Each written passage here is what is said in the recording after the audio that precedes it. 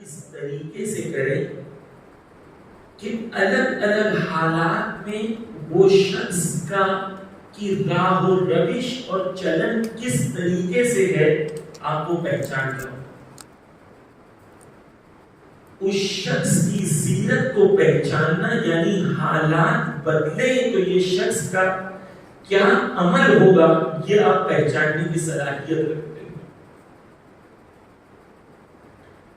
میں آہستہ آہستہ انشاءاللہ مرحلے مرحلے آپ کو لے کے چلوں گا. سیرت کا مطلب یہ ہوتا ہے کہ ہم پہچانیں کہ کیا ان کی راہ و روش. مثال سے بات کو آگے بڑھاؤں تاکہ میں تاریخ اور سیرت کا رابطہ آپ کے سامنے پیش کر سکوں. رسول اللہ کی زندگی جو ہے وہ 63 سال کی. اس میں سے پہلے 40 سال رسول اللہ کی زندگی مکہ میں گزرتی ہے. یہ مکہ میں رسول اللہ کی زندگی جو ہے یہ تبلیغ نہیں کرتے ہیں, صرف اپنے کردار سے تبلیغ کرتے ہیں. 40 سال مکہ میں رسول اللہ نے مبعوث نہیں ہوئے, 40ویں سال میں مبعوث ہوتے ہیں, بعثت پر آتے ہیں, ان کی رسالت کا اعلان ہوتا ہے. 13 سال رسول اللہ مکہ میں رہتے ہیں. سخت مشکلوں کے حالات میں رسول اللہ مکہ میں 13 سال رہتے ہیں. رسول اللہ کی راہ و روش مکہ میں کچھ اور تھی, مدینہ میں کچھ اور تھی. 13 سال رسول اللہ مکہ میں رہتے ہیں جہاں کفار غالب ہوتے ہیں, اکثر ہوتے ہیں, رسول اور مسلمان کم ہوتے ہیں. اس کے بعد رسول اللہ کی زندگی کے آخری 10 سال مدینہ میں گزرتے ہیں جو جنگوں سے بھری ہے, اور 6 ہجری سے 10 ہجری وہ ہے جہاں مسلمانوں کی تعداد بڑھتی ہے. میں اس طرح سے بیان کروں, لیکن حالات الگ الگ ہیں. الگ الگ حالات میں رسول اللہ کی روش, اپروچ اور سیرت میں جو ہم طریقہ کار دیکھتے ہیں اس میں فرق ہے. اس کا کیا مطلب؟ رسول اللہ نعوذ باللہ سچویشن کے حساب سے اپنے آپ کو بدل لیتے تھے, ایسا نہیں. سیرت کا مطلب یہ ہوتا ہے کہ کچھ اصول قائم ہوتے ہیں. توجہ کیجیے, کچھ اصول قائم ہوتے ہیں, ان اصولوں کے ساتھ کمپرومائز نہیں کی جاتی. مقصد معین ہوتا ہے, مقصد کو چینج نہیں کیا جاتا. اصول پائیدار ہوتے ہیں, انہیں چینج نہیں کیا جاتا, لیکن ان اصول اور ان مقصد کے مطابق راہ و روش اور اسٹریٹجی بدلی جاتی ہے. رسول اللہ کی زندگی کے ہم دیکھتے ہیں یہ 63 سال گزرتے ہیں. پھر اس کے بعد ہم دیکھتے ہیں مولا کائنات 25 سال, وہ جو شیر خدا ہے لیکن سکوت کی منزل. پھر 4 سال مولا کائنات کی زندگی میں آتے ہیں جب خلافت پر ہوتے ہیں تو جنگ میں شامل. پھر شہادت کے بعد امام حسن علیہ السلام کی 4 مہینے کی خلافت ہے. پھر 10 سال کا سکوت ہے. پھر امام حسین کی امامت میں 9 سال کا سکوت ہے, 1 سال کا قیام ہے. پھر چوتھے امام کی زندگی میں 1 سال امامت کا, چوتھے امام کا قید خانے اور انقلابی کردار نظر آتا ہے. پھر 34 سال کا سکوت نظر آتا ہے. پھر 5ویں اور 6ٹھے امام کا زمانہ آتا ہے جب بنی عباس اور بنی امیہ آپس میں لڑ رہے ہوتے ہیں. اس زمانے کے اندر امام کی روش ہمیں الگ نظر آتا ہے. 7ویں امام کا زمانہ آتا ہے جہاں پر بنی عباس کے 4 خلیفہ ان کے زمانے میں گزرتے ہیں, آخری کے 2 سخت ہوتے ہیں. 8ویں امام کا زمانہ آتا ہے, ولی عہدی قبول کرتے ہیں. 9ویں امام کے زمانے میں, 10ویں اور 11ویں امام کے زمانے میں شیعوں کو اور اماموں کو دور رکھا جاتا ہے, ان کو قید خانوں میں رکھا جاتا ہے, ان کو ملٹری کی چھاؤنی میں رکھا جاتا ہے. توجہ کیجیے گا ساری کے. یہ 250 سالہ زندگی اہل سنت کے یہاں 23 سالہ زندگی ہے سیرت کی,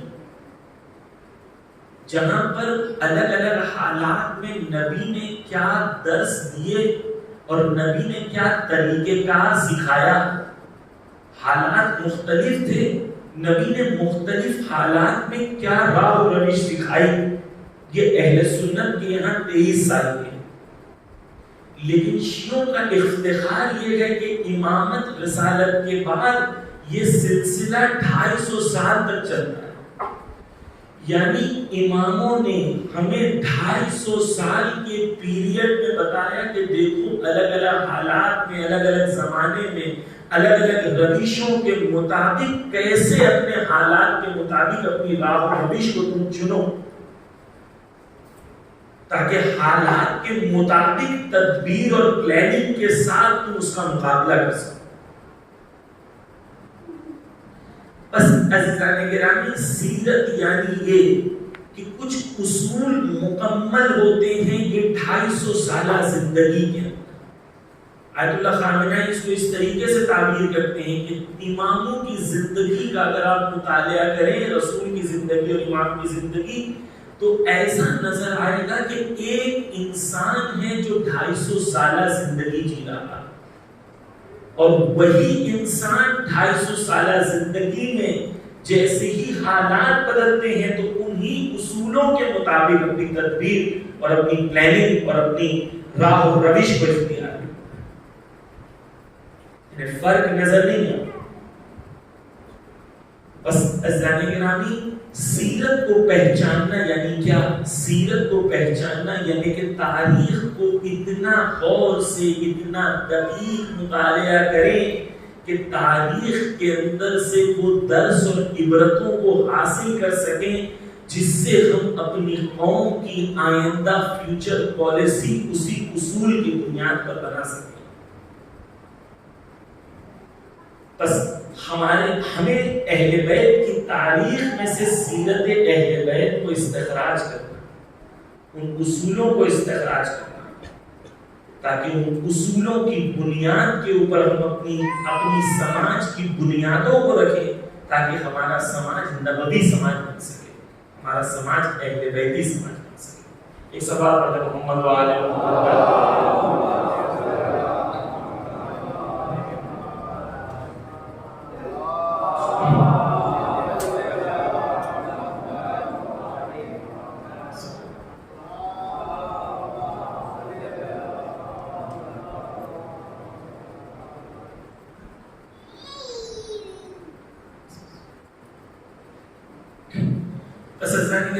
میں نے پہلے حصے کی گفتگو یہاں تک آپ کے سامنے پیش کرنے کی کوشش کی کہ تاریخ اور سیرت میں فرق.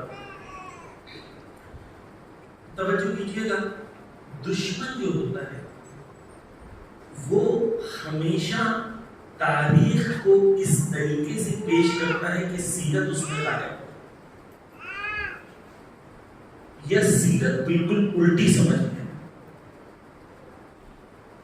حضرت عیسیٰ کو قتل کرنے والے یہودی تھے، ان کے مطابق قتل ہمارے حساب سے قتل نہیں ہوئے، لیکن سولی پہ چڑھانے والے یہودی تھے، ان سے دشمنی یہودیوں نے کی، ان کے خلاف سازش یہودیوں نے کی.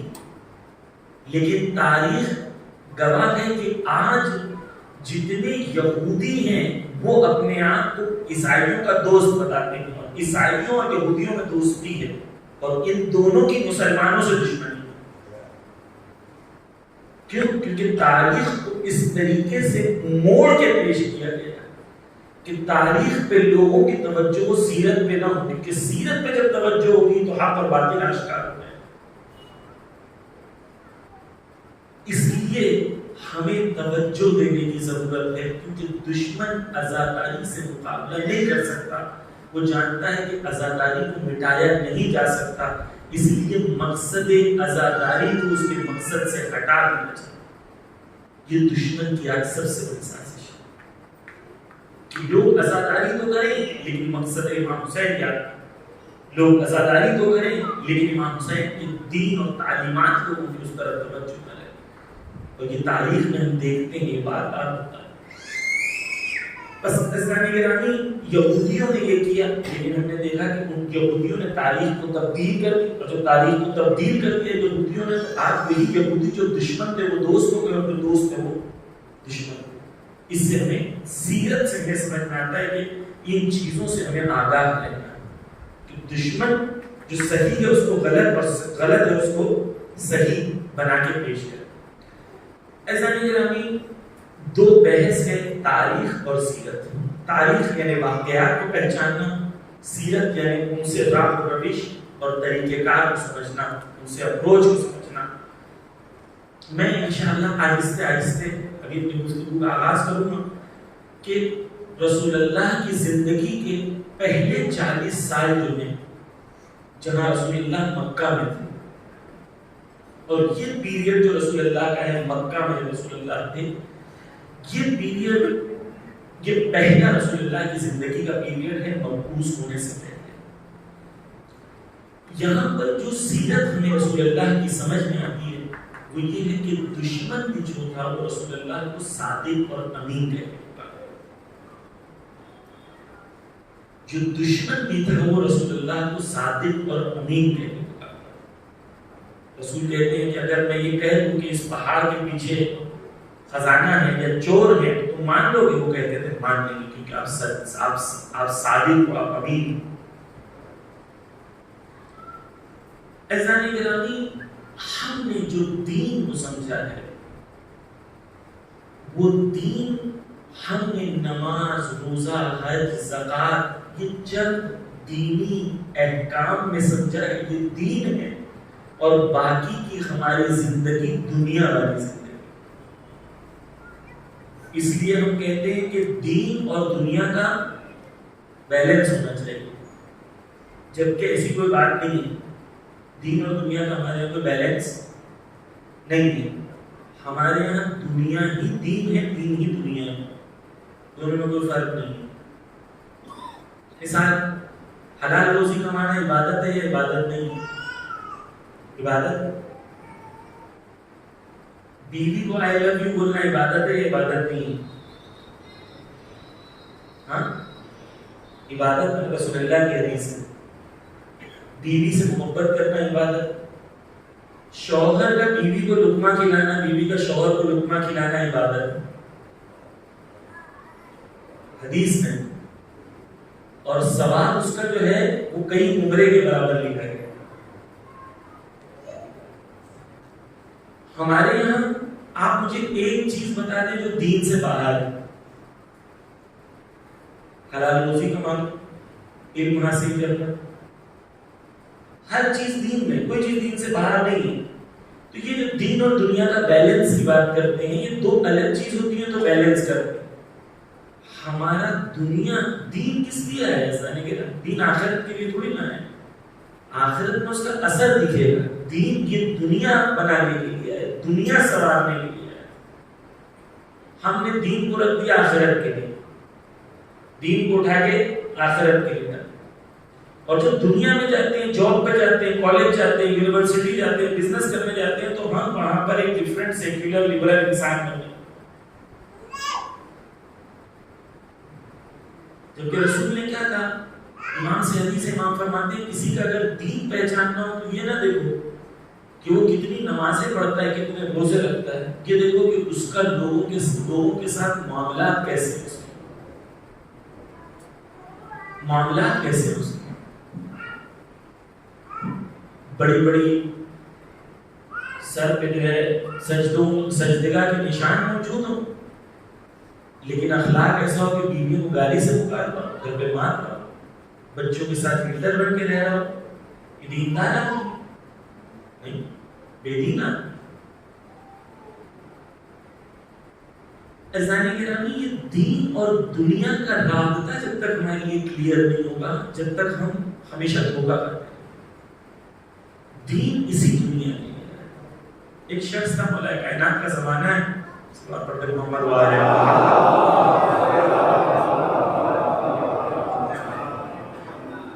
وہ کہتا ہے دنیا کتنی بری ہے، اور یہ دنیا کتنی بری ہے، اور مولا کائنات کہتے ہیں خاموش۔ اگر یہ دنیا بری ہوتی تو خدا اپنے نبی کو اس دنیا میں نہیں بھیج سکتا، جو خدا کی، لیکن یہ دنیا جو خدا کی ہے۔ بس اذان گرامی، ہمیں جب تک رسول اللہ کی سیرت کے دو پہلو جو رسول اللہ نے بتائے کہ جہاں اکثر غیر مسلمان رہتے ہیں وہاں پر تمہیں اپنی سیرت اور اپنے کردار کے اندر دو ویلیوز کو اپنانا ہے، وہ صادق اور امین ہونا ہے۔ آپ کو آپ کی ہویت اور آپ کی آئیڈینٹی کا حصہ ہونا چاہیے کہ یہ قوم وہ قوم ہے جو صادق اور امین ہے۔ جب تک مسلمان اپنی ہویت اور اپنی آئیڈینٹی کے اندر یہ دو چیز ہو جائے، جب تک مسلمان وہ کمال کی منزلوں تک نہیں پہنچے گا۔ ایسا نہیں کہہ رہا کہ جو برانڈنگ کمپنیز ہوتی ہیں ملینز آف ڈالرز خرچ کرتی ہیں یہ دو ویلیوز کو اپنی کمپنیز کے لیے ایجاد کرنے کے لیے، آنیسٹی، ریلائنس،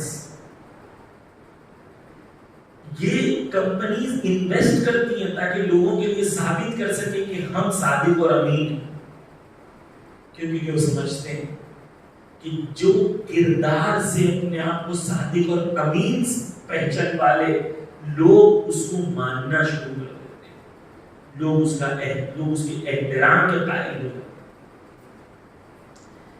حدیث میں ہے کہ امام فرماتے ہیں لیس منا، رسول فرماتے ہیں لیس منا من خان بالامانت، امام کہتے ہیں، رسول کہتے ہیں کہ وہ ہم میں سے نہیں ہے جو امانت میں خیانت کرے۔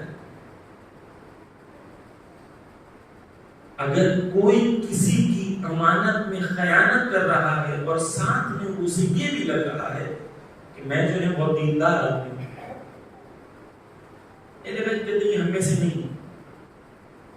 حدیث میں امام فرماتے ہیں لا ایمان لمن امانت له، امام کہتے ہیں کہ اس کے پاس کوئی ایمان ہی نہیں ہے جو امانتدار نہیں، یعنی امانتداری کو امام کہتے ہیں کہ دین نہیں ہے اس کے پاس اگر امانتداری نہیں۔ دوسری حدیث میں امام فرماتے ہیں، صلوات پڑھتے محمد و آل محمد،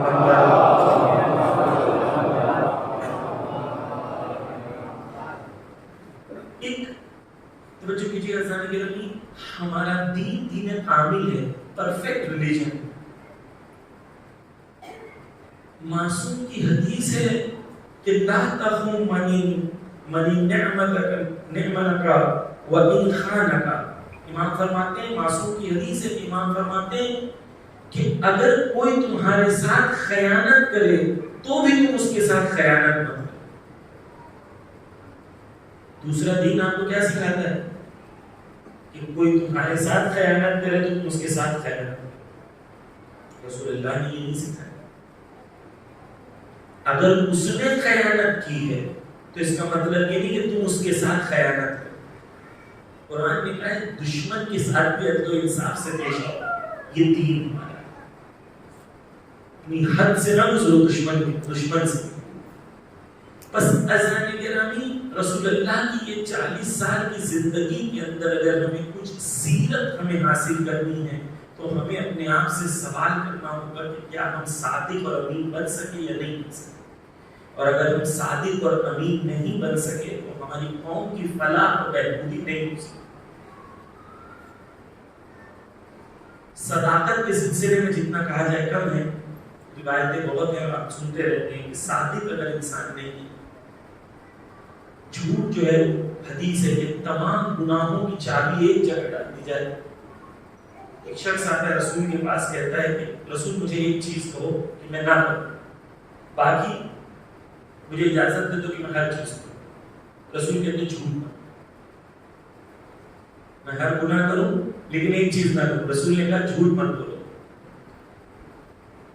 اب یہ شراب پینے چاہتا ہے، سوچتا ہے کہ اگر میں شراب پیوں اور رسول پوچھ لیں کہ شراب پیا یا نہیں پیا تو میں تو جھوٹ نہیں کہہ سکتا ہوں۔ ہر گناہ کرنے جاتا ہے، سوچتا ہے کوئی دیکھ لے گا اور مجھ سے پوچھے گا تو میں جھوٹ نہیں بول سکتا ہوں۔ تو وہ ایک جھوٹ نہ بولنے کی وجہ سے اس صحابی کے تمام گناہ چھوٹ گئے۔ اگر آپ غور کریں، ایک صفت اگر ہم اپنے اندر سے نکالتے ہیں، جھوٹ نہ بولیں۔ اور شیطان کیا کرتا ہے، اسے اتنا نارملائز کر لیتا ہے بزنس میں، مولانا جھوٹ نہیں بولیں گے تو بزنس نہیں چلے گا۔ اگر آپ کو لگ رہا ہے کہ آپ بزنس چلا رہے ہیں تو جھوٹ بولنے سے نہیں چلے گا، لیکن اگر آپ کو لگ رہا ہے خدا چلا رہا ہے تو آپ کو یہ سمجھ میں آئے گا کہ جتنا سچ بولیں گے اتنا زیادہ چلے گا۔ اگر لگ رہا ہے کہ خدا رزاق. بس عزیزان گرامی یہ 40 سال کی زندگی گزرتی ہے. یہ 40 سال کی زندگی میں ہم دیکھتے ہیں 2 ویلیوز جو ہے ہمیں اپنے اندر ایجاد کرنا ہے. وہ کیا ہے؟ صادق اور امین. رسول اللہ کی 40 سال گزرتے ہیں، پھر قرآن کی آیت آتی ہے رسول اللہ کے بسم اللہ الرحمن الرحیم اقرأ باسم ربک الذی خلق. اے رسول پڑھو، اے رسول پڑھو اپنے رب کی نام کی طرف سے، جو رب جو ہے تمہارا خالق ہے، جس نے سب چیزوں کو خلق کیا. عزیزان گرامی اسلام کا شرف یہ ہے کہ پہلی آیت، پہلا جملہ جو خدا نے نبی سے کلام کیا ہے وہ کہا ہے اقرا، پڑھو. وہ قوم جس کے نبی کو خدا نے پہلا جملہ ہی کہا تھا پڑھو، وہ قوم پڑھائی سے کتنا دور ہو چکی. وہ قوم جس کے منبر سے ہمیشہ پڑھا جاتا ہے علی رسول کیا ہے؟ علم کا شہر ہے، مدینہ العلم ہے، وعلی وابوہا. ہم نے اس کو بہت سنا، لیکن ہم نے اسے کبھی سمجھنے کے لیے نہیں سنا، ہمیشہ دوسروں کو چڑھانے کے لیے سنا.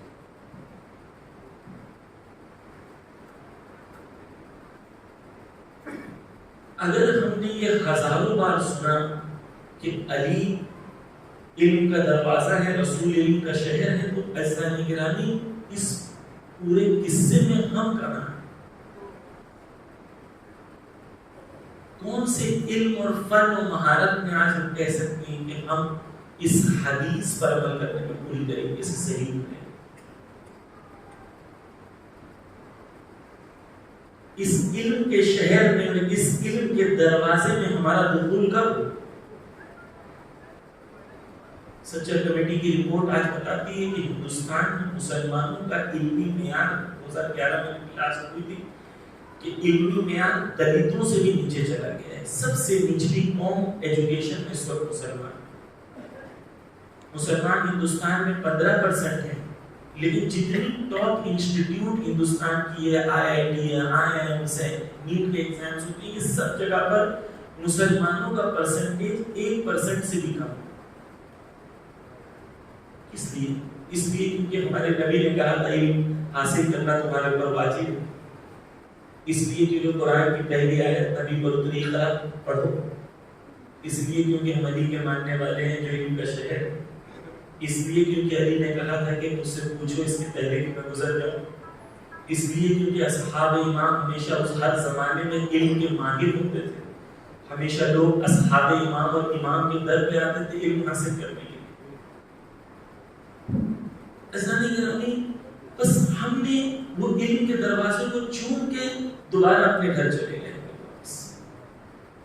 جبکہ وہ علم کے دروازے کو چون کے داخل ہونا یہ تب ہوتا ہے عزیزان گرامی جب قوم سیرت سے دور ہو جاتی ہے.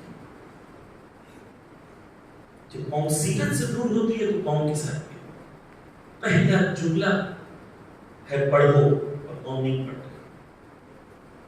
پہلا جملہ ہے کہ پڑھو لیکن قوم نہیں پڑھ رہی. عزیزان گرامی ایک حدیث ہے، رسول فرماتے ہیں خیر دنیا والآخرہ مع العلم. کہتے ہیں دنیا اور آخرت کا تمام خیر علم میں. اور کہتے ہیں وشر الدنیا والآخرہ مع جہل. اور آخرت اور دنیا کا تمام شر اور برائی جہل اور جہالت. کاش ہم یہ حدیثوں پر عمل کریں. کاش نبی کی حدیث، نبی کے قول سے ہم اپنی زندگی کو سدھارنے کی کوشش کریں. نبی کہتے ہیں ہر خیر علم میں اور ہر شر، ہر برائی جہالت. ہماری قوم کی تمام مشکلوں پہ نظر ڈالیں، اگر آپ کو جڑ اس کا جہالت میں نہ ملے تو آپ اس سے، اور اس کا راہ حل اگر علم میں نہ ملے تو آپ اس سے.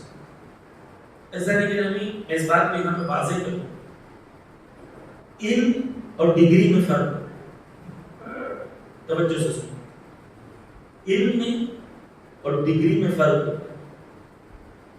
دنیا میں جتنے بڑے ظلم ہوئے سب سے زیادہ پڑھے لکھے لوگوں نے کی۔ نیوکلیئر بم کس نے بنایا؟ پڑھے لکھے۔ نیوکلیئر بم کا بٹن کس نے دبایا؟ پڑھے لکھے۔ وہ پائلٹ بھی پڑھا لکھا تھا، نیوکلیئر بم بڑھانے والا بھی پڑھا لکھا تھا، جو فیصلہ لے رہا تھا وہ بھی پڑھا لکھا تھا۔ یعنی ڈگری اور ہے، علم اور ہے۔ ڈگری حاصل کر لینے سے کوئی انسان نہیں بن جاتا۔ یہ ہمارے ہندوستان میں پہلے گمان تھا، وہم تھا کہ جیسے ہی لوگ علم کی طرف آئیں گے، لوگ پڑھے لکھے ہوں گے تو لوگ جو ہیں نفرتیں ختم ہو جائیں گی قوموں میں، یہ کہتے تھے نا پہلے۔ لیکن اب جتنا زیادہ پڑھے لکھوں میں نفرت ہے اتنا جاہلوں میں نفرت نہیں، کیونکہ ڈگری حاصل ہوئی ہے، یزکیہم نہیں ہوا، تزکیہ نفس نہیں ہوا۔ قرآن کی آیت کیا تھی؟ رسول اللہ کو خدا نے بھیجا، پہلا کام کیا تھا؟ یزکیہم ویعلمہم الکتاب والحکمہ۔ پہلے انسان بناؤ پھر علم دو، کیونکہ جب علم آ جاتا ہے اور انسان کی نفس سرگردان ہوتی ہے تو یہی علم کا استعمال زیادہ کرتا ہے ظلم کرنے۔ تو یہ تصور اپنے ذہنوں سے نکال دیں کہ اگر لوگ پڑھ لکھ لیں گے، ڈگری حاصل کر لیں گے، آج جو چینل پہ بیٹھ کے بولتے ہیں the nation wants to know, the nation چلاتے ہیں، حیوانوں کی طرح ایک دوسرے میں چیختے چلاتے ہیں انگلش میں، یہ لوگ کون ہیں؟ جاہل۔ پوری دنیا میں، امریکہ میں جو بیٹھ کے پالیسیز بناتے ہیں، پوری دنیا میں تباہی مچانے کے لیے، ظلم مچانے کے لیے، یہ جاہل ہیں، سارے پڑھے لکھے۔ عزیزان گرامی، علم، توجہ کیجیے گا، علم اس کی طرح علامہ طباطبائی فرماتے ہیں کہ آپ کا ظرف جو ہے، آپ کا جو برتن ہے، جو ویسل ہے، ظرف جو ہے آپ کا، جب تک وہ کلین نہ ہو، اس کے اندر جب بھی علم ڈالیں گے، وہ ظرف کے اندر آپ کے اندر جو گندگی موجود ہے وہ دودھ یا شیر میں مل کے وہ دودھ خراب ہے۔ اس لیے پہلے خدا نے کہا کہ یزکیہم ویعلمہم الکتاب والحکمہ۔ راستے میں کل بات ہو رہی تھی کہ مولانا آپ علم کی بات کرتے ہو، علم کی بات کرتے ہو، علم کی بات کرتے ہو۔ بہت سارے لوگ علم حاصل کرتے ہیں لیکن پھر کمیونٹی سے الگ ہو جاتے ہیں۔ یہ وہ لوگ ہیں جو لوگوں نے اپنی نفسوں کو پاک نہیں کیا تھا، ڈگری حاصل کی تھی، علم نہیں حاصل کیا۔ علم حاصل کرنے سے انسان بنتا ہے، حیوانیت سے باہر آتا ہے، حیوانی کوالٹیز کو ختم کر کے انسانی کوالٹیز کو حاصل کرنے کی کوشش کرتا ہے، وہ علم ہے۔ ہم اپنے جوانوں کو ڈگری صرف حاصل کرنے نہیں کہہ رہے، پہلے انسان بنو۔ اگر آپ بھی علم حاصل کر کے رشوت دینا چاہتے ہو، ظلم کرنا چاہتے ہو، نہ کریں، آپ علم نہ حاصل کریں۔ علم تب حاصل کریں جب آپ اپنی نفس کو آپ اس لائق بنا سکتے ہیں کہ آپ حق و باطل اور ظلم اور عدالت کے بیچ میں صحیح فیصلہ کر سکیں، ہدایت کے چاہنے والوں کو۔ بس عزیزان گرامی، اہل بیت کہہ رہے ہیں کہ ہر چیز علم ہے، خیر، ہر خیر علم میں ہے۔ امام کہتے ہیں کہ میں مومنین کو دو حالت کے سوا نہیں دیکھنا چاہتا جوانوں۔ کون سی دو حالت ہے؟ کہتے ہیں یا تو وہ تعلیم حاصل کر رہا ہو یا کسی کو تعلیم حاصل کروا رہا ہو۔ یہ کوئی تیسری حالت میں اپنے شیعہ جوان کو نہیں دیکھنا چاہتا۔ وقت ضائع کرنے والوں کو امام بالکل بھی پسند نہیں۔ بس عزیزان گرامی، میں بعد میں دوبارہ اس پہ گفتگو کروں گا، لیکن بات آ گئی تو یہیں پر میں بات مکمل کر دوں کہ رسول نے اپنی رسالت کا آغاز اقرا سے کیا، پڑھو سے کیا۔ رسول کون ہے؟ جو لوگوں کو تاریکیوں سے، اندھیروں سے نور کی طرف لے کے جانا چاہتا ہے۔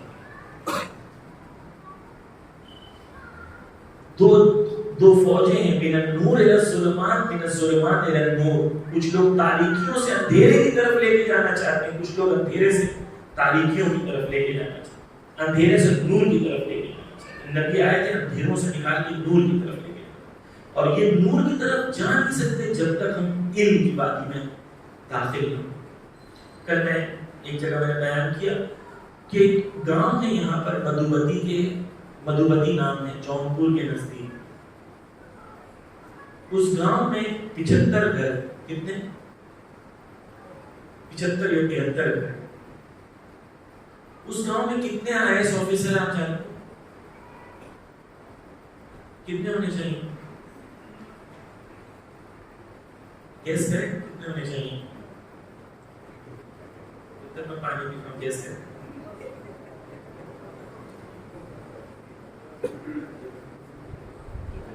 کتنے ہونے چاہیے؟ 2 4 5 ہونے چاہیے نا. 47 IAS آفیسر.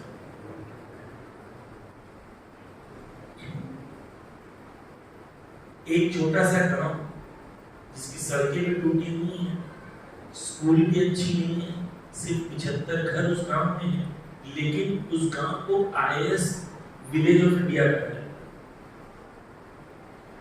انہوں نے کون سی حدیث سنی تھی مولا علی کی؟ کون سی حدیث سنی تھی رسول اللہ کی کہ ہمیں علم حاصل کرنا چاہیے؟ عزیزان گرامی، اقتداء والی قوم کو ایسا ہونا چاہیے، ہر گھر میں ایک بندہ ہونا چاہیے.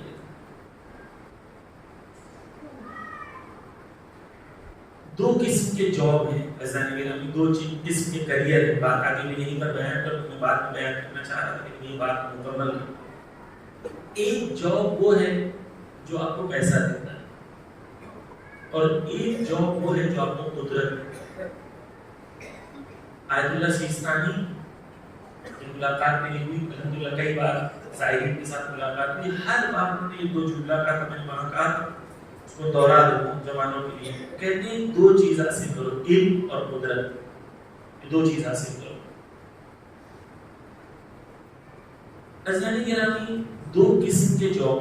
ایک جاب میں آپ کو 1.5 لاکھ روپے کی سیلری ہے، لیکن آپ اپنی ٹیلنٹ اور انرجی امریکن کمپنی کی غلامی میں صرف کر رہے ہیں.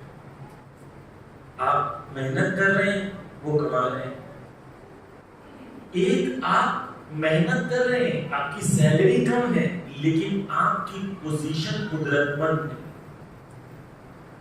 آپ حق کو متاثر کر سکتے ہیں، ظلم کو متاثر کر سکتے ہیں، مظلوم کی حمایت کر سکتے ہیں. آپ سماج میں حق اور عدل و انصاف کے لیے زیادہ کوشش کر سکتے ہیں. یہاں سیلری کم ہے،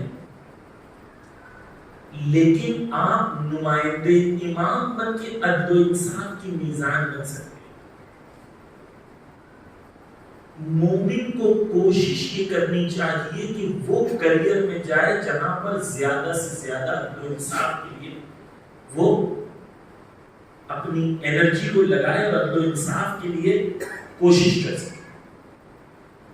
ایک جگہ پیسہ ہے، قدرت نہیں ہے، ایک جگہ قدرت ہے، پیسہ نہیں. ایک مثال دے دوں میں، ایک سلوات پڑھتے محمد والے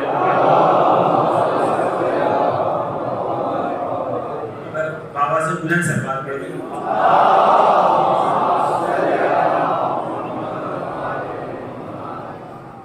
ابھی ایک جگہ میں مجلس پڑھ رہا تھا، وہاں پر ایک شخص ہے، اس سے ملنے کے لیے انہوں نے مجھے بتایا کہ میں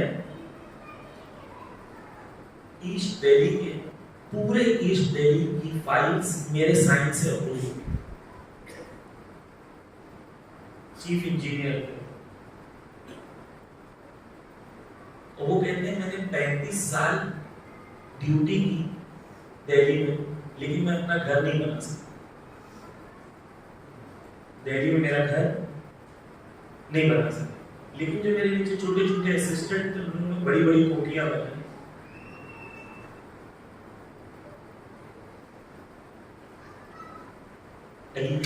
کیسے؟ پھر وہ مجھے کہتے ہیں لیکن مولانا مجھے ذرہ برابر کبھی بھی غم نہیں ہوا کہ خدا نے ایسی چیز عطا کیا کہ میرے تمام بچے آج اس پوزیشن پر ہیں کہ میں انہیں دیکھ کے افتخار کرتا ہوں. خدا کبھی بھی رکھتا نہیں ہے، لوٹا دیتا ہے. بس یہ فرق ہے عزیزان گرامی، یہ فرق ہے علی والوں میں اور غیروں میں. انہوں نے کہا میں نے ایک پیسے کا کرپشن نہیں کیا اور نہ ہونے دیا میرے ڈپارٹمنٹ. یہ علی والے. عزیزان گرامی، اگر ہم اچھا سماج بنانا چاہتے ہیں تو ہم سیلفش نہ بنیں، صرف اپنے بارے میں نہ سوچیں. میری اچھی سیلری ہوگی، میرا اچھا گھر ہوگا، میری اچھی گاڑی ہوگی، میرے بچے اچھی اسکول میں جائیں. بس یہ زندگی، بس یہ زندگی. امام کہاں ہے؟ امام کی نصرت کہاں ہے؟ عدل و انصاف کہاں ہے؟ ظلم سے مخالفت کہاں ہے؟ صرف اپنے بارے میں سوچیں، ظہور کے بارے میں نہیں سوچ رہے.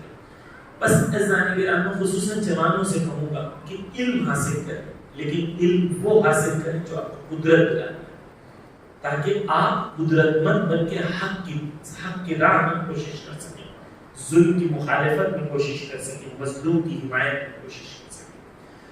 بس عزیزان گرامی، یہ 13 سال کا جو پیریڈ ہے رسول اللہ کا، وہ شروع ہوتا ہے اقرا سے. اقرا یعنی پڑھو. اور میں نے جتنا کم وقت میں ہو سکا آپ کے سامنے کوشش کی یہ بتانے کے لیے کہ پڑھنا کتنا امپورٹنٹ. نہیں پڑھیں گے، اہل بیت کہتے ہیں ہمیشہ، اہل بیت کہتے ہیں ہمیشہ ذلت اور خواری اور مشکلوں کا سامنا کرتے ہیں. اور پڑھ لو گے، علم حاصل کرو گے، نفس کو تزکیہ کرو گے، اچھا علم حاصل کرو گے تو تم ہمیشہ سربلند رہو گے. اہل بیت نے کہا کہ ہمارے لیے زینت بنو، ذلت نہ بنو. اگر علم حاصل کرو گے تو اہل بیت کے لیے زینت بنو. ایسا نہیں کہ ہمیں یہ 13 سال کا جو پیریڈ ہے، اس 13 سال کے پیریڈ میں رسول اللہ نے جو تبلیغ کی ہے، توجہ چاہوں گا اگلا پوائنٹ میں شروع کر رہا ہوں. رسول اللہ نے جو تبلیغ کی ہے 13 سال میں، یہ تبلیغ 3 حصوں میں ڈیوائیڈ ہے. مکہ میں پہلا رسول اللہ نے تبلیغ سری کی ہے، چھپ کے تبلیغ کی ہے. خدا کا حکم تھا جب مبعوث ہوتے ہیں تو رسول اللہ چھپ کے تبلیغ کرتے ہیں، اعلان کر کے نہیں کرتے. دوسرا قرآن کی آیت آتی ہے، رسول کو خدا حکم دیتا ہے کہ اپنے رشتہ داروں کے درمیان تبلیغ کریں، یعنی تھوڑا اوپن. پھر تیسرے فیز میں تبلیغ خدا حکم کرتا ہے کہ اب تمام مکہ والوں کے سامنے تبلیغ کرے، حق کا اعلان کرے. اس سے یہ سمجھ میں آتا ہے کہ مسلمان جذباتی نہیں ہوتا. میں تو ایسے ہی ہوں، میں تو بول دیتا ہوں. مسلمان سنیں گا لوگ کسی سے نہیں ڈرتے. آپ کو کس نے بولا کسی سے نہیں ڈرتے؟ خدا سے ڈرو گے. اگر خدا سے ڈرو گے تو سمجھ میں آئے گا تدبیر کرنا ہے، پلاننگ کرنا ہے. ہر چیز ہر جگہ بولی نہیں جاتی. KG کے بچے کو 10ویں کلاس کا درس نہیں دیا جاتا. یہ تدبیر کے خلاف. بس رسول اللہ ہمیں سکھا رہے ہیں عزیزان گرامی کہ مکہ میں جہاں ماحول سخت ہے، اس سخت ماحول میں ہمیشہ ایسا نہیں ہے کہ آپ کو اپنے تمام پلان دشمنوں کے سامنے اوپن کر دیں اور کوئی سر، کوئی راز باقی نہ رہے. نہیں. مومن المؤمن کیس، مومن عقل مند ہوتا ہے، مومن تدبیر کے ساتھ چلتا ہے، مومن پلاننگ کے ساتھ چلتا ہے. بس رسول اللہ نے، قرآن میں اللہ نے رسول اللہ کو کہا کہ اپنی پلاننگ کو فیز وائز کریں، اس کے اندر لیولز بنائیں. پہلا لیول، دوسرا لیول، تیسرا لیول. ہمیں اپنے قوم کے مستقبل کے لیے بھی اسی طریقے سے منصوبہ بندی کرنی ہے. ہمیں یہ پتا ہونا چاہیے کون سی چیز ممبر سے بولنی ہے، کون سی چیز میٹنگ میں بولنی ہے، اور کون سی چیز کلاس میں بولنی ہے. جو چیز کلاس میں بولنے کی ہوتی ہے وہ ممبر پہ بولنے کی نہیں ہوتی، اور جو ممبر پہ بولنے کی ہوتی ہے وہ میٹنگ میں بولنے کی نہیں ہوتی. میٹنگ کی کچھ باتیں اور ہوتی ہیں. یہ رسول اللہ کی سیرت اگر ہم سمجھتے تو ہمیں سمجھ میں آتا کہ تدبیر کی اہمیت کتنی ہے، پلاننگ کی اہمیت کتنی ہے، فیزز کی اہمیت کتنی ہے. رسول اللہ نے یہ 13 سال سختیوں کے گزارے. یہ آخری چیز آج بیان کروں گا، کل انشاءاللہ گفتگو کو کنٹینیو کروں گا. یہ 13 سال بہت سختیوں میں گزرے. جیسے ہی رسول اللہ نے اعلان کیا بعثت کا، تو کفار جو ہیں، جو مشرکین تھے، وہاں کے بڑے بڑے قبیلوں کے سردار تھے، نیچرل سی بات ہے، غریب اور امیر ایک برابر ہے، ہر انسان ایک برابر ہے. یہ بات ایسا نہیں کہ توجہ کیجیے گا. آج ہمارے جو مخالف ہیں ہندوستان میں، ان کی اور ہماری جنگ کی بنیادی بات کیا ہے؟ بنیادی بات یہ ہے کہ ہم یہ کہتے ہیں لقد کرمنا بنی آدم. بنیادی بات یہ ہے کہ ہم یہ کہتے ہیں تمام انسانوں کو خدا نے کرامت بخشی، اور وہ یہ کہتے ہیں کہ ایک خاص طبقہ ہے جو خدا کے عقل سے بنا ہوا ہے، اور باقی سب کی ذمہ داری یہ ہے کہ اس خاص طبقے کی اطاعت کرے. یہ کہ ہر انسان ایک برابر ہے، یہ بات کے ان لوگ سخت مخالف ہیں. اور یہ اسلام کی قوت و قدرت تھی کہ جب اسلام ہندوستان میں آیا تب پہلی بار یہ بات مطرح ہوئی کہ انسان ایک برابر ہے، ہر انسان کمال حاصل کر سکتا ہے. کیونکہ ان کے تفکر میں ممکن نہیں تھا کہ نیچی ذات والے کمال کو حاصل کر سکتے. اسلام نے کہا کون کہتا ہے کسی گھر میں بھی تم پیدا ہوئے ہو؟ یہ ہم ہیں جو اپنے آپ کو سید سمجھتے ہیں، تو ہم سمجھتے ہیں نعوذ باللہ ہم براہمن ہیں، اور نعوذ باللہ وہ جلاہے ہیں، وہ نائی ہیں، نہ وہ یہ ہیں، نہ وہ ہیں، نہ وہ ہیں، ہم سید ہیں. قد افلح من زکاہا، خدا نے قرآن میں واضح کر دیا. کامیاب وہ ہے جس نے اپنے نفس کا تزکیہ کیا. معصوم فرماتے ہیں کہ اگر جس کا عمل اسے پیچھے چھوڑ دے، اس کا حسب و نسب کام نہیں ہے. عزیزان گرامی، ہمارے یہاں سید کا احترام ہے، لیکن سید اور غیر سید میں وہ تصور نہیں ہے جو دوسری قوموں میں.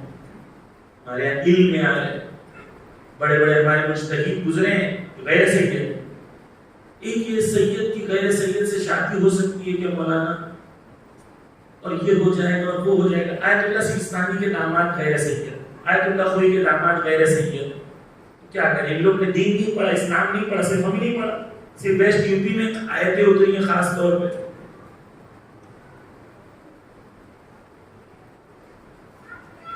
جو معیار دین نے دیا، ہم نے اس کو چھوڑ کے دوسرے معیار کے پیچھے ہم لوگ چلے گئے. پس رنگ نبی صلوات پڑھتے محمد و آل محمد. تو جو اس زمانے کے جو بڑے قبیلوں کے سردار تھے، ان کو یہ بات ہضم نہیں ہو رہی تھی کہ میں بھی کھانا کھاؤں اسی فرش پر، اور ایک غلام بھی اسی فرش پر بیٹھ کے کھانا کھائے. یہ کون سا دین ہے؟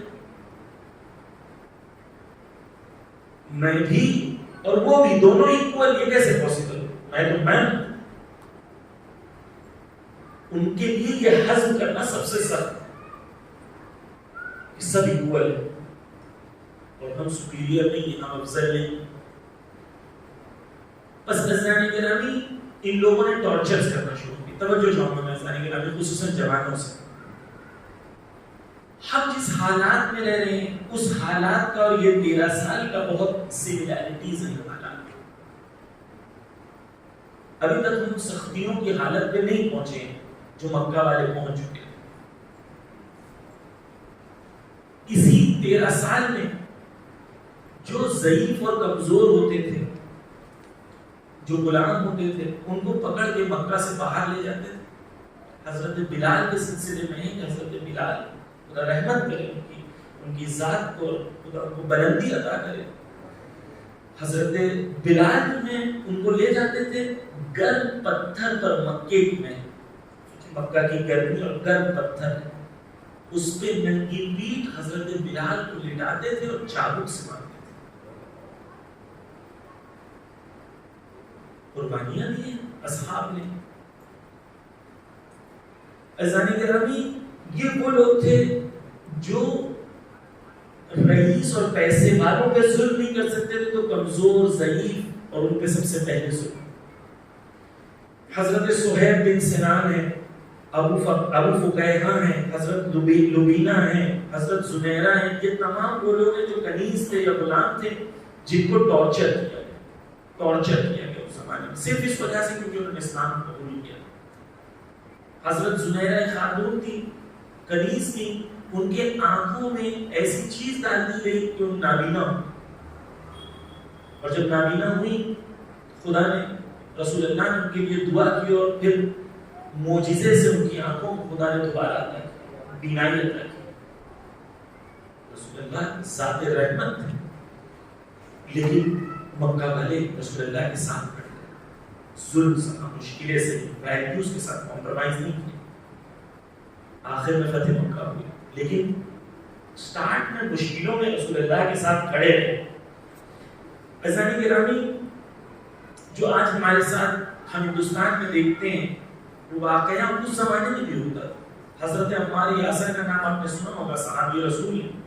حضرت عمار اور ان کے والد یاسر اور ان کے پورے خاندان کو مکہ سے دور لے کے گئے اور کہا لات اور عزا جو ان کے خدا ہیں ان کی تعریف کرو اور نبی پہ لعنت بھیجو۔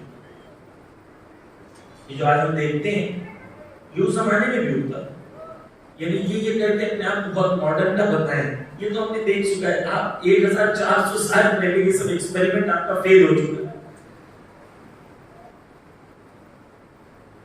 حضرت عمار یاسر کو کہا کہ ایسا کرو، حضرت عمار یاسر نے سوچا اور بعد میں وہ کہہ دیا، رسول کے پاس آئے، رسول کے پاس آ کے کہا کہ اے نبی میں نے ایسا کیا، کیا میں نے غلط کیا؟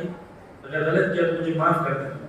قرآن میں سورہ نحل کی آیت نمبر 106 نازل ہوتی ہے، جس کے اندر خدا کہتا ہے کہ جب تمہیں مجبور کیا جائے اور تم مجبوری کے عالم میں اقرار کر لو تو تم نے کوئی گناہ نہیں کیا ہے، اور تقیہ کو دین کے لیے واجب قرار دیا خدا نے۔ التقیۃ الدین، دین آبا، تقیہ ہمارے دین کا حصہ ہے اور ہمارے آبا کے دین کا حصہ ہے۔ سورہ نحل کی 106 آیت کی تفسیر خود اہل سنت اور شیعہ دونوں کے یہاں موجود ہے۔ بس عزیزان گرامی، ہر قسم کے ٹارچر ہوئے، مسلمانوں کو محاصرہ کر لیا گیا، مسلمانوں کے ساتھ اکنامک ریلیشن بند کر دیے گئے، مسلمان میں کوئی چیز خرید سکتے ہیں نہ کوئی چیز بیچ سکتے ہیں۔ 7 سے 10 ہجری، 7 سے 10 بیسط کا سال جو ہے وہ ایسا گزرتا ہے جہاں پر مسلمان شیب ابی طالب میں رہتے ہیں، شیب ابی طالب میں مسلمان رہتے ہیں۔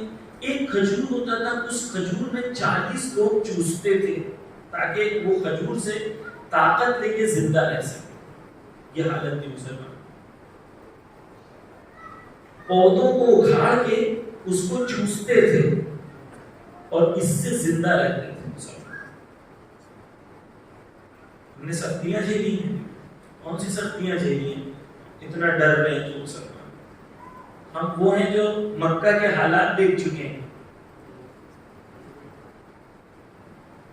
ایمان جب رسول پر ہوتا ہے، نبی پر ہوتا ہے، انسان نہیں کرتا، مقابلے کے لیے تیار ہوتا ہے۔ بس عزیزان گرامی، محاصرہ ہوتا ہے۔ خود حضرت زہرا سلام اللہ علیہا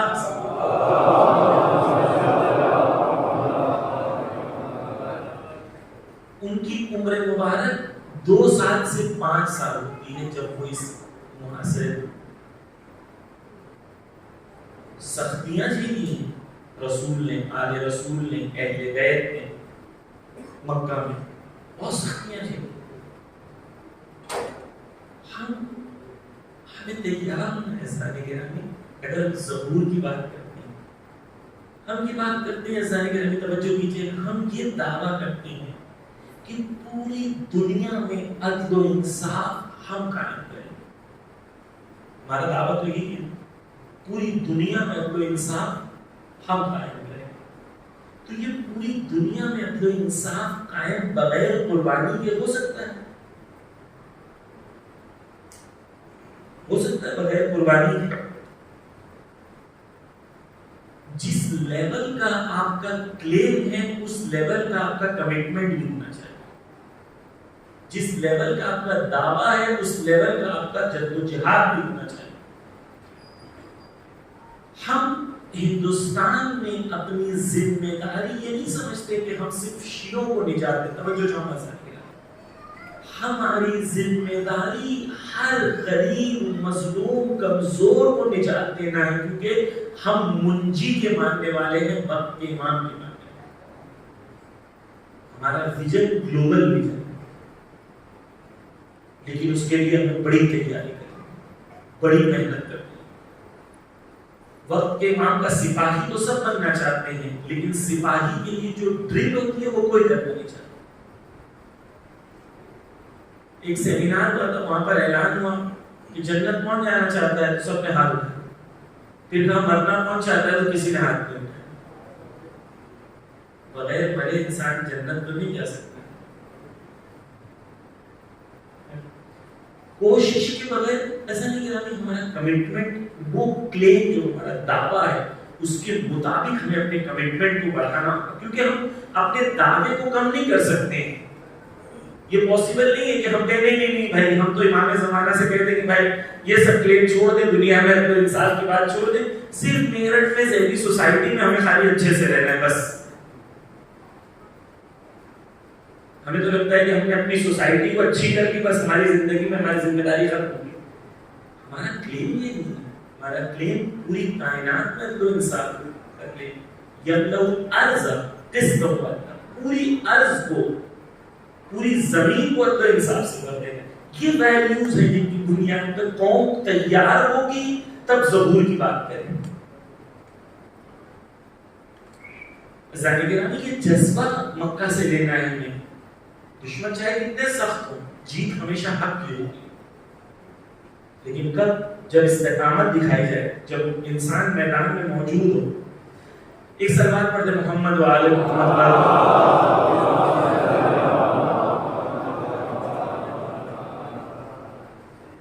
ازانی کے نامی بس آج کی میں نے آخری بات کہی، اس سے جڑی بھی یہ پوائنٹ آپ کو خالی عرض کر دوں.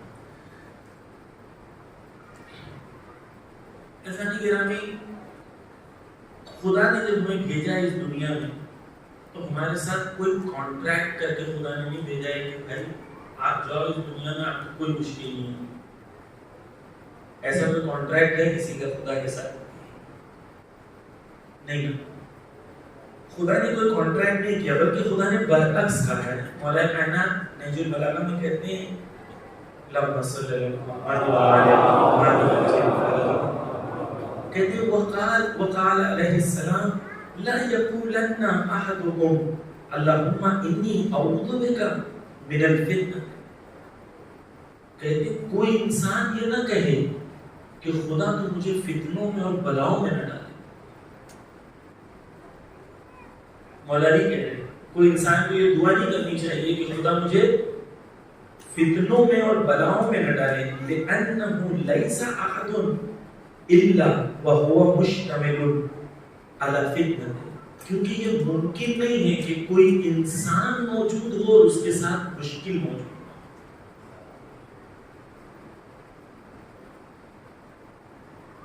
جتنی مشکل سخت ہوتی ہے اتنا انسان بلند ہوتا ہے. کے جی سٹینڈرڈ میں جب بچہ پڑھتا ہے، اس کا کل ایگزام ہوتا ہے تو لوگ کہتے ہیں، بچہ کہتا ہے بابا کل بہت سخت امتحان ہے. کس چیز کا امتحان؟ کہتے ہیں B A T bat, C A T cat, D O G dog, اس کا امتحان ہے بہت سخت. بچے کے جی سٹینڈرڈ میں اس کے لیے بہت سخت ہے، B A T bat, C A T cat, D O G dog. لیکن جو بچہ گریجویشن کا ایگزام دے رہا ہے اس سے کل کہا جائے کہ کل آپ کا ایگزام ہے B A T bat, C A T cat, D O G dog. یہ کہ یہ کوئی امتحان میرے لیے میرے لیول کا امتحان لے کے آؤ.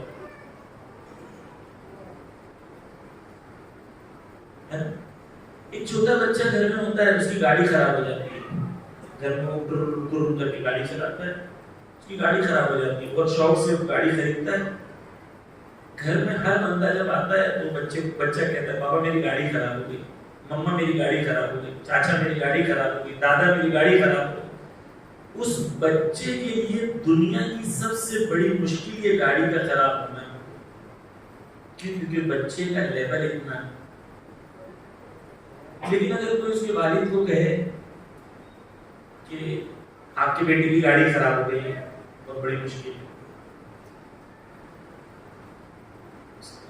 کیا بات ہے، بنوا دیں گے، نہیں لے لیں گے، گاڑی خراب ہونا ہے، لیکن اس کی خود کی جب گاڑی خراب ہوتی ہے تو یہ پریشان ہے، کیونکہ اس کا لیول یہ گاڑی والا ہے، اس کا لیول وہ گاڑی والا ہے۔ علماء کہتے ہیں کسی انسان کو پہچاننا ہو تو یہ دیکھو کہ اس کی نظر میں مشکل کیا ہے، اس کی مشکل آپ کو یہ بتا دے گی کہ اس کا لیول کتنا ہے۔ جتنی بڑی چیز کو وہ اپنے لیے مشکل سمجھتا ہے اس کا لیول اتنا بڑا ہے، اور جتنی چھوٹی چیز کو اپنے لیے مشکل سمجھتا ہے اس کا لیول اتنا ہے۔ بچے کا لیول اتنا ہے، باپ کا لیول اتنا ہے، کسی کا لیول اتنا ہے کہ وہ رات کو سوتا نہیں ہے۔ اس لیے آیت اللہ خامنہ کا ایک واقعہ ملتا ہے کہ آیت اللہ خامنہ ایک بار رات کو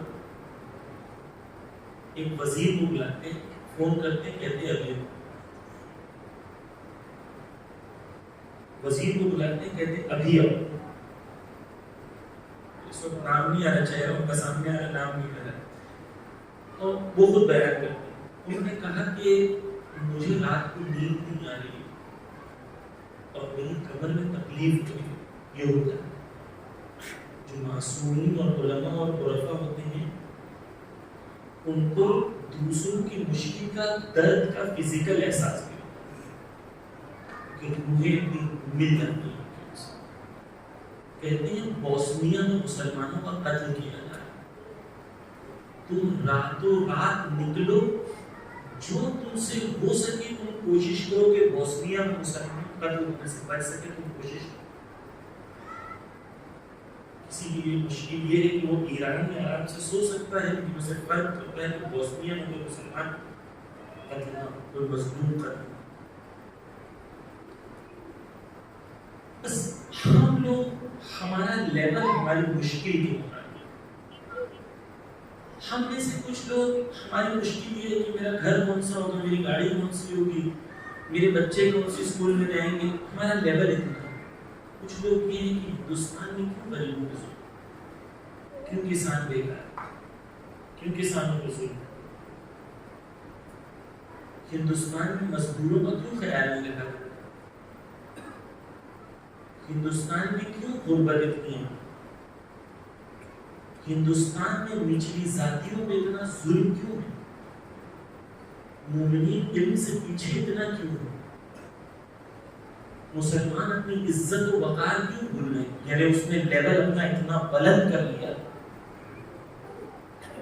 کہ اب اس کے لیے زندگی کی چھوٹی مشکلیں بہت چھوٹی لگتی ہیں، کیونکہ اس نے لیول کو اپنے اتنا بلند کر۔ اذان کرامی، مشکل کا آنا یقینی ہے۔ میں کل انشاءاللہ اسی گفتگو کو آگے بڑھاؤں گا کہ فلسفہ مشکل کیا ہوتی ہے اور رسول اللہ نے کیا ترکیب بتائی ہے اور اہل بیت نے کیا تعلیمات دی۔ یعنی ہندوستان میں جو مشکلیں آ رہی ہیں، اس سے ہمیں گھبرانا نہیں ہے، اس سے ہمارا ایمان بلند ہونا چاہیے، کیونکہ ہم علی والے، ہم قرآن والے، ہم حسین والے، ہم وہ قوم ہیں جن کے پاس مشکلوں کا نجات ہے، لیکن ہمیں اپنے آپ کو تیار کرنا ہے۔ جو آج مکہ کے حالات سے ہمیں درس دینا ہے، پہلا درس ہمیں مکہ کے حالات سے یہ دینا ہے کہ مشکلیں آئیں گی، سختیاں آئیں گی، سختیاں آنا ہے۔ کوئی انسان پہلے سے سوچ رہا ہے مولانا سختیاں نہیں ہوں، ایسا کیسے ہو؟ ایک شخص کی میں گھر پہ رکا تھا، وہ شخص مجھے کہہ رہے تھے مولانا میری زندگی بہت اچھی چل رہی تھی، اچانک بہت سختیاں آ گئی۔ میں نے ان سے کہا کہ اگر آپ اپنے ذہنی طور پر اپنے آپ کو صرف تیار کر رہے ہیں کہ میری زندگی آرام سے گزرے، تو آپ سختیوں کا بھی مقابلہ نہیں کر سکتے۔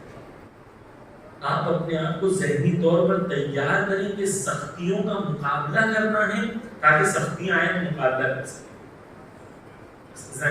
ہمیں اپنے آپ کو تیار کرنا ہے، نبی کی سیرت پہ عمل کرتے ہوئے نبی کی سیرت میں مکہ کے جو حالات ہیں میں آج آپ کے سامنے وہ 40 اور 53 سال کی زندگی تک میں پہنچنے کی کوشش کر رہا ہوں. رسول اللہ کی زندگی انشاءاللہ کل زندگی رہی تو تاریخ کے اگلے گوشے اور ان کی سیرت کو انشاءاللہ آپ کے سامنے پیش کروں گا. ثانی گرامی بس یہی سیرت جو ہے وہ لوگوں کو سمجھ میں نہیں آتی اور لوگ جو ہے دین کا ظاہر لینا چاہتے ہیں, دین کی حقیقت تک نہیں پہنچنا چاہتے. ہر زمانے میں معصوم کے ساتھ بھی ہو, اماموں کے ساتھ بھی ہو, دین کی حقیقت اور سیرت تک نہیں پہنچنا چاہتے. اور اگر شیعہ بھی ایسے ہو جائیں تو دوسروں کا ہمارے میں فرق کیا؟ کہ شیعہ ہمیشہ سے وہ تھے جو دین کی روح تک پہنچنا چاہتے ہیں, دین کی حقیقت تک پہنچنا چاہتے ہیں, اہل بیت کی تعلیم اور سیرت تک پہنچنا چاہتے ہیں. اگر نہ ہم میں اور دوسروں میں کیا فرق ہے کہ ہم مولانا آپ مجلس پڑھ دیں یا کوئی اور مجلس پڑھ دیں, آپ پڑھیں گے تو ہم آہستہ سے خاموشی سے سنیں گے, کوئی اور پڑھے تو ہم بابا بولیں گے اچھلنے اچھلنے لگیں گے. فرق کیا پڑتا ہے؟ کوئی بھی مجلس پڑھا دے, ہمیں تو ثواب حاصل کرنا ہے. عزیزان گرامی مجلس ثواب حاصل کرنے کے لیے نہیں, تعلیمات اہل بیت حاصل کرنے کے لیے کریں. مجلس میں اٹھنے سے پہلے سوال کریں کہ میں نے تعلیمات اہل بیت کتنی حاصل کی. مولا کائنات کہتے ہیں کہ مولا کائنات کی حدیث ہے, مولا کائنات کہتے ہیں کہ ایک سوال پڑھتے محمد والے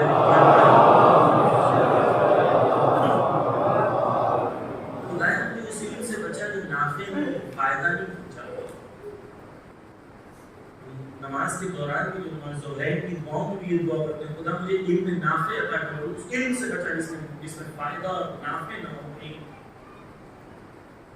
اسی منبر سے لوگ آتے ہیں, ایسی باتیں کرتے ہیں جو دین اور توحید کی مخالفت میں ہو, شرک ہو, اہل بیت کی تعلیمات کی مخالفت میں ہو, مراجع اکرام کی مخالفت میں ہو, ولایت فقیہ کی مخالفت میں ہو, اور ہم ثواب کے لیے بیٹھے رہتے ہیں.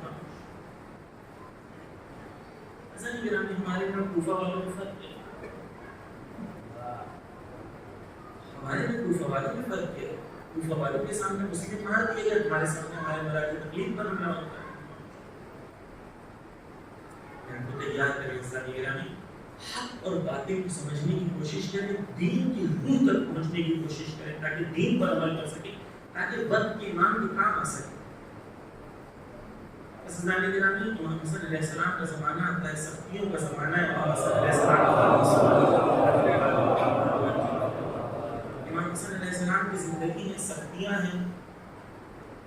امام حسن علیہ السلام کے ساتھ دھوکہ بہت مل گیا. یہ جو پیش کیا جاتا ہے کہ امام حسن علیہ السلام صلح چاہتے تھے اور رسول اللہ اور امام حسین جنگ چاہتے تھے, یہ بات صحیح نہیں. کیونکہ امام حسن علیہ السلام کو حدیث میں یہ فرماتے ہیں کہ اگر حسن کے پاس ساتھی ہوتے تو حسن دل و رات میں فرق نہ کرتا جنگ کرنے.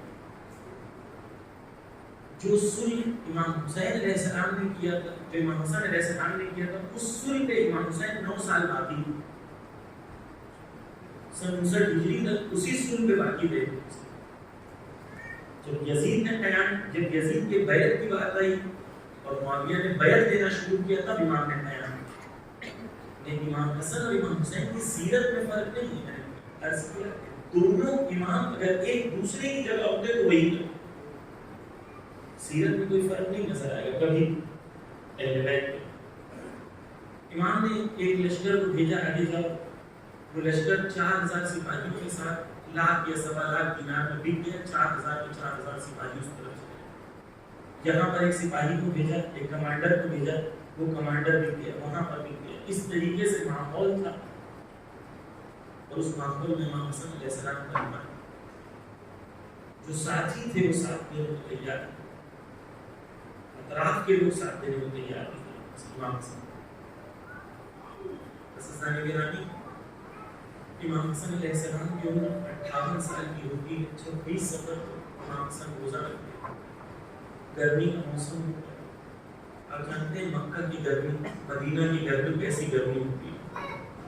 اس گرمی میں, دن بھر کی گرمی میں انسان کا جب افطار کا وقت ہوتا ہے تو انسان سب سے پہلے چاہتا ہے تھوڑا سا اسے پانی پیتا ہے. اس شدید گرمی میں امام حسن علیہ السلام کے سامنے افطار لایا گیا اور ایسا افطار لایا گیا کہ جیسے ہی تناول کیا خون کی الٹی دشت پر. ارباب 26 سفر سے 28 سفر تک امام حسن